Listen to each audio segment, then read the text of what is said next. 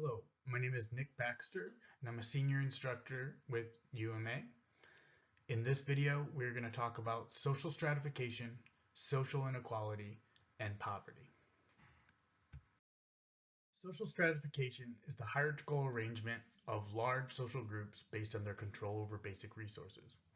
In short, it is how resources is distributed in society, usually based on some sort of achieved or ascribed status that people have or social groups have.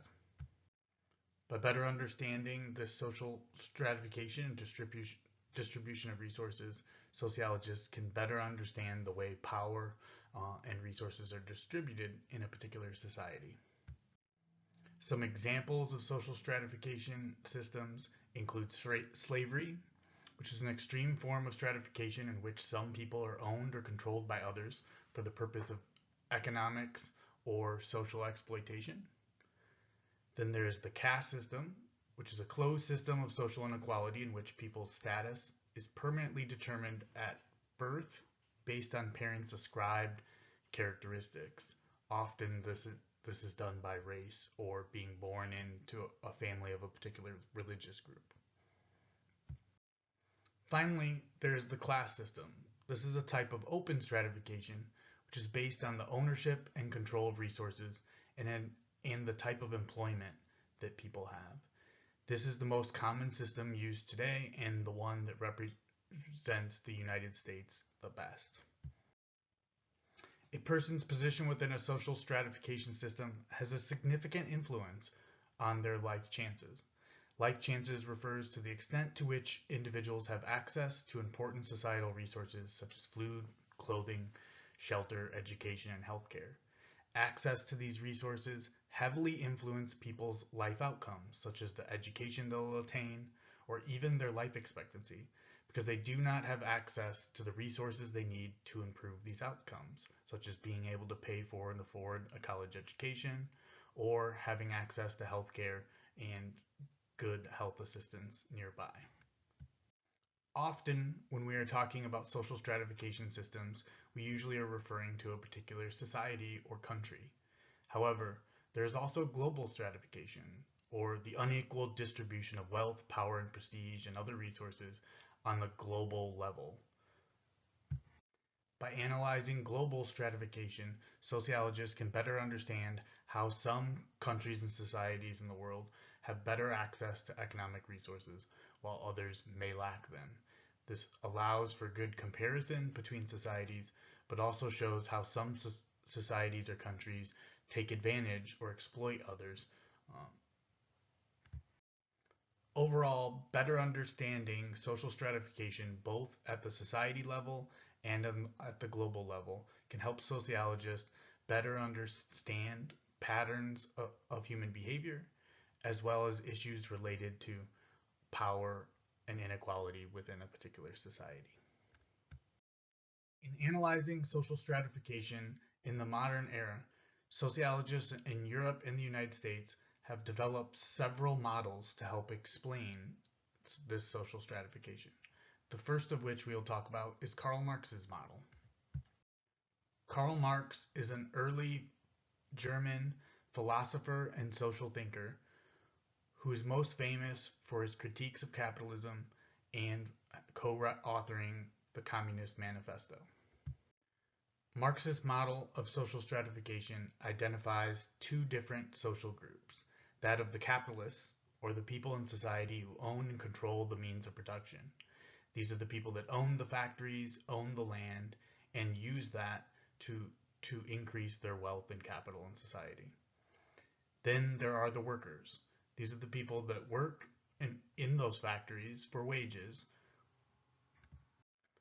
Marx argued that the capitalists essentially had the advantage in this situation, that they were able to utilize the workers to make products and exploit them for their labor, paying them less than what those products are actually worth, and then selling those products at a significant increase. Marx argued that if this arrangement was continued, what eventually would happen is that the capitalists would continue to gain profit and gain more increasing wealth, while the workers would continue to lose profit and have less money as time went on. Marx expected that at some point the workers would become so disadvantaged and unhappy with the situation that they would essentially unionize and fight back against the capitalists, serving some sort of revolt to overthrow the system and create a new economic social stratification system. For Marx, he believed that the answer for this would be socialism, where wealth was essentially distributed more equally than it would be under the capitalist model.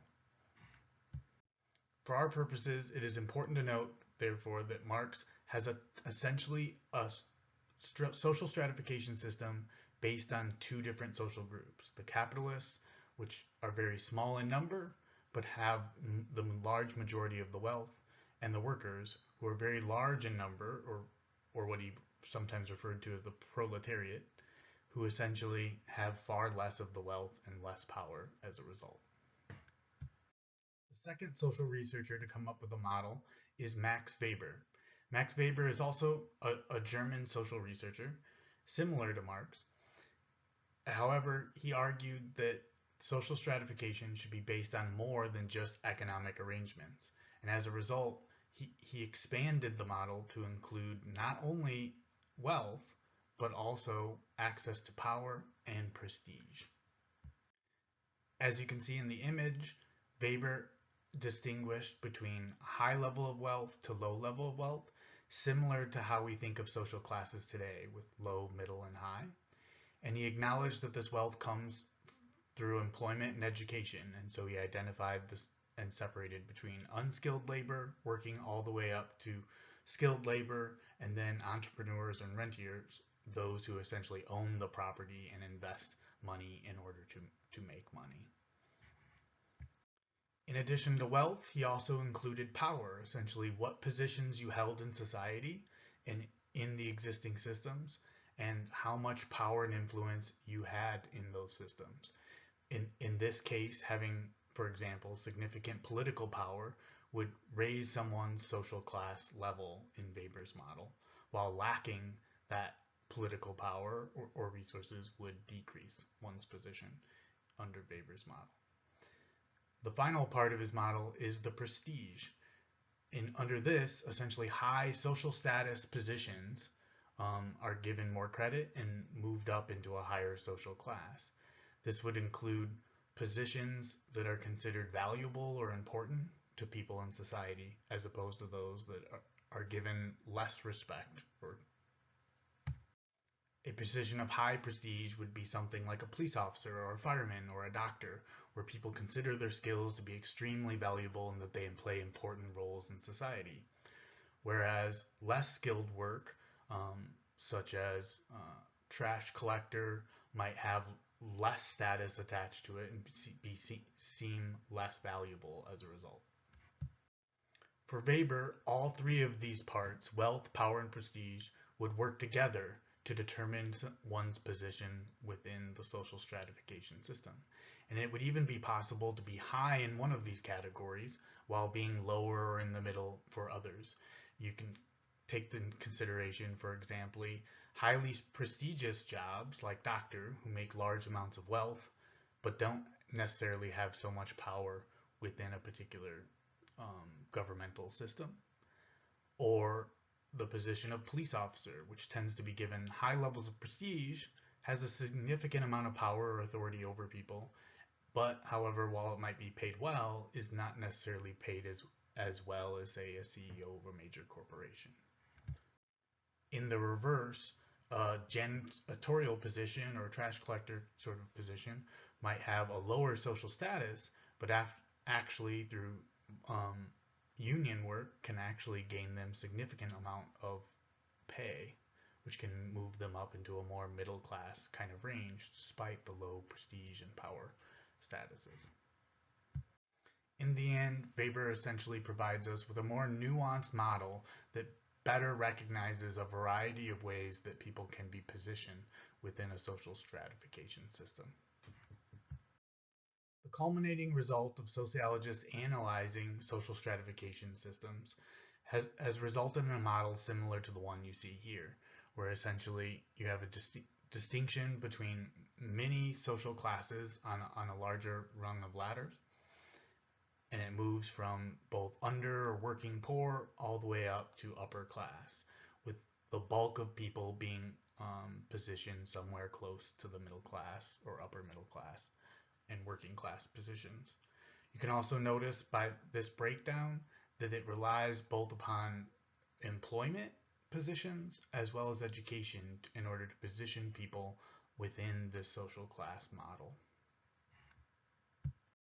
As a result, it is a blending in some ways of both Marx and Weber's approach. A major result of social stratification is inequality, or the unequal access of resources as it is distributed through society. Sociologists have taken different views and approaches to analyzing social inequality. Functionalists view social inequality as necessary for a functioning society, or even, as a result, inevitable. They argue that positions within society play different roles, some are more important than others, or require more effort, education, or work on the behalf of qualified people. Therefore, it only makes sense that some people in society are given more resources while others are given less. Conflict theorists, on the other hand, view social inequality as a result of groups of people with more power using their position to maintain their position at the expense of others. Essentially, those who have wealth and resources use that to set up the system so that they can continue to benefit, while those at the bottom are exploited for those at the top's benefit. In analyzing economic social classes, sociologists distinguish between income and wealth. Income is the economic gain derived from wages, salaries, income transfers, and ownership of property. This is essentially the gaining of money within the particular year we are talking. In this graph, you can see a distribution of the income for 2013. And so it's divided up into quintiles, so the 20% group. So each color of the pie represents 20% of the US population. And so it's distributed, you can see how the income for the particular year is distributed between the wealthiest to the poorest 20%. So essentially, if the United States had everyone gaining equal income for that year, then essentially each one of these pies would be 20%. So you can immediately tell by looking at the graph that things are not distributed equally, that there is inequality among income distribution. And so essentially you have the wealthiest 20% of the United States population earning 51.2% of the overall income for that year, in comparison to the poorest 20%, which only earned about 3%. This is significant income inequality, essentially making it so that the poorest 20% makes 17 times less than the wealthiest 20% in income, and shows that the top 20% makes over 50% of the income. Income distribution can be helpful to sociologists to better understand what sort of employment and access different groups of people might have in society. However, it is limited since income is largely just looking at how much money people make in that particular year. So it's not taking into consideration savings, inheritance, ownership of property, or stocks, for example. For that, we need to look at wealth. A person's wealth is an overall calculation of all of a person's assets. This can include property, amount of money in savings, stocks, and other items such as cars. Wealth is even more unevenly distributed than income in the United States. As you can see in the pie graph in front of you, the top 10% of people in the United States, so the wealthiest 10%, has 75.3% of the US's wealth, whereas the bottom 90% only has 24.7% of the wealth. This distribution has become worse over the years and has continued to grow, with the richer, wealthiest people gaining more and more wealth, while the poorest continue to become poorer and poorer. Many people argue that this distribution has grown so large that what we used to call the middle class has actually been divided into a wage gap, essentially being driven down and becoming poorer than it has been before. Since wealth is a measurement of all assets in the United States, many sociologists point to this being a better measurement of long-term social class stratification in the United States.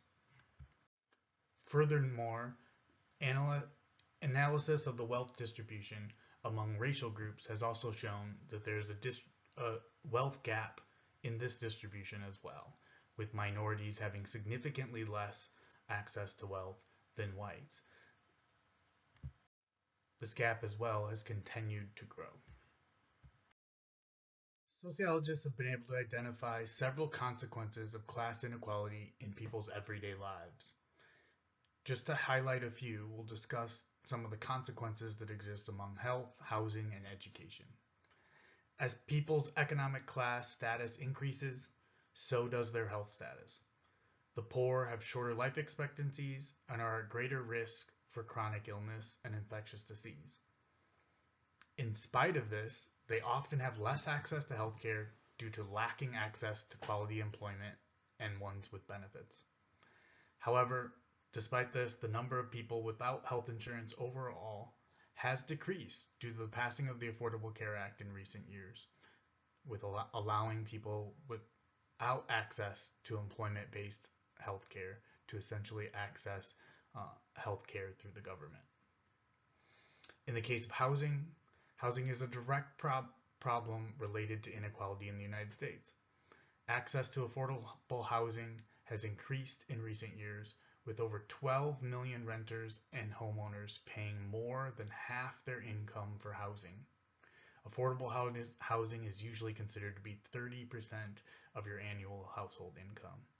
Furthermore, sociologists have pointed out that evictions have become all too common throughout the United States as people in the lower social classes are finding it harder and harder to keep up with rents on a monthly basis.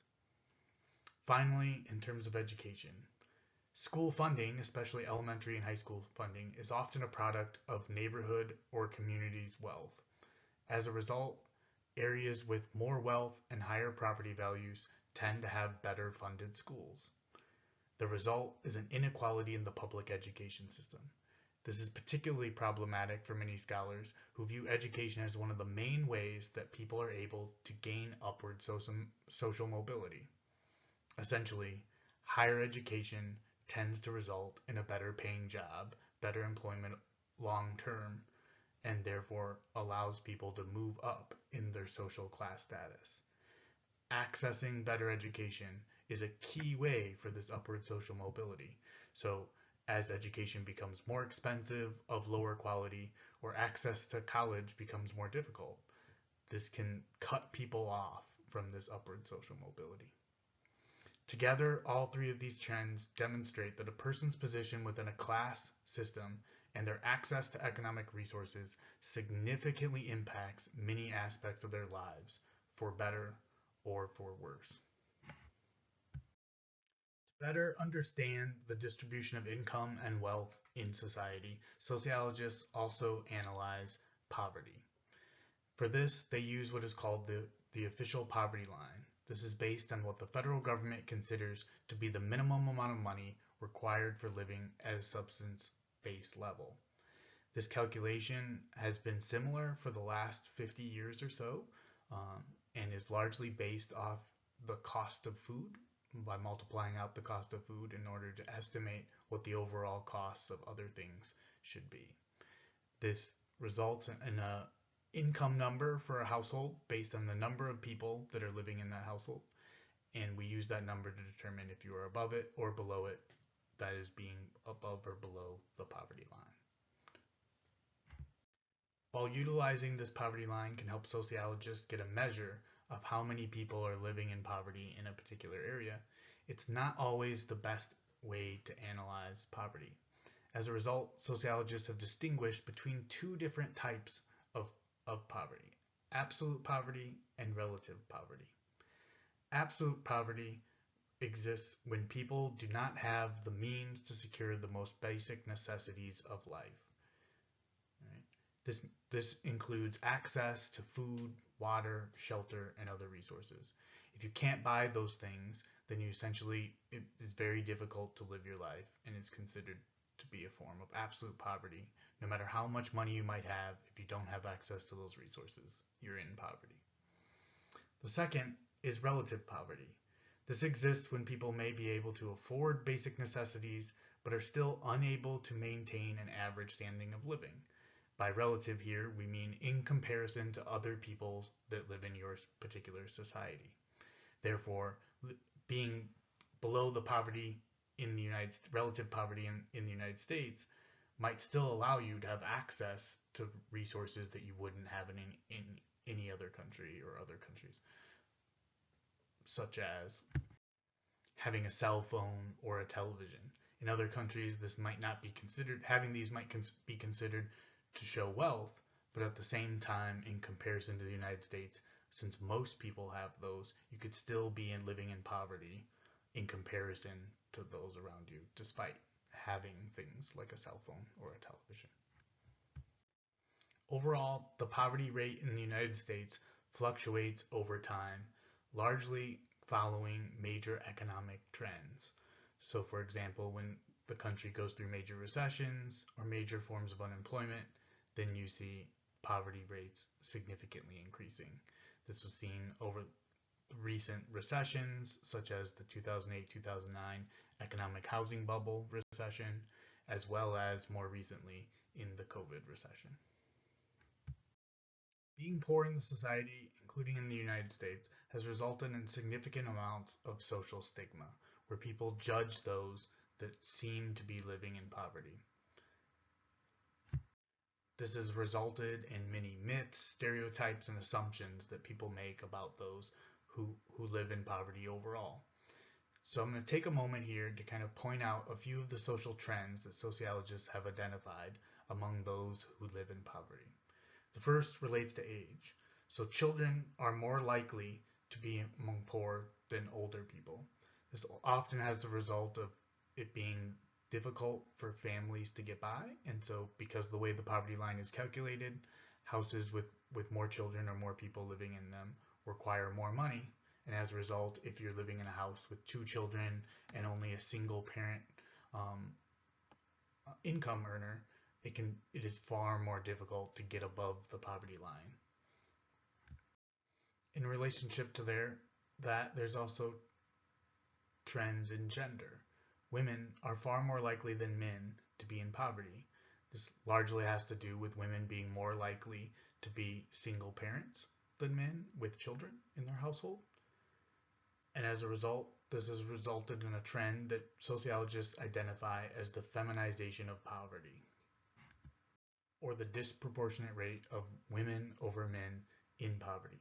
This has resulted from women not only having kind of chronic poverty, but also having event-based poverty, where after a marriage or a separation, there's a drastic drop in household income that puts them below the poverty line. In terms of race, non-whites are disproportionately in poverty.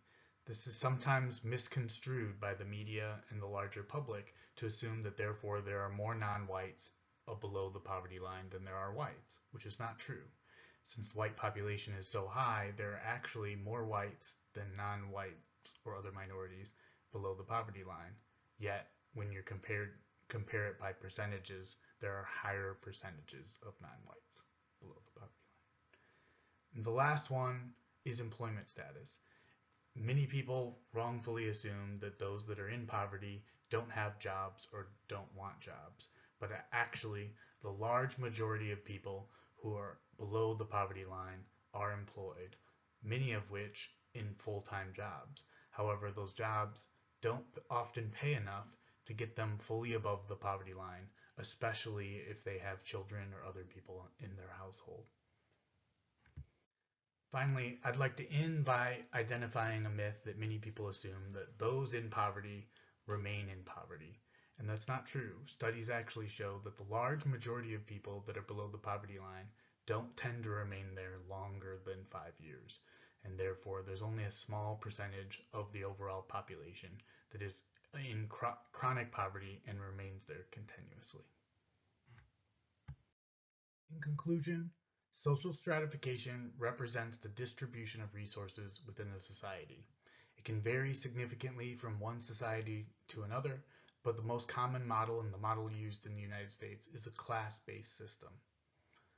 Sociologists have modeled social stratification in multiple ways, identifying differences between different sorts of class models, some that focus more on economic relationships, while others that include issues of power and prestige into their models as well. Finally, the United States has significant income and wealth inequality, and this class inequality has significant consequences for people's everyday lives, including limiting access to health care and health insurance, limiting access to quality education, as well as quality housing. Analyzing social stratification systems and the influence of social class in people's lives is a significant part of what sociologists study, no matter what the specific topic sociologists are looking at. Class inequality is important.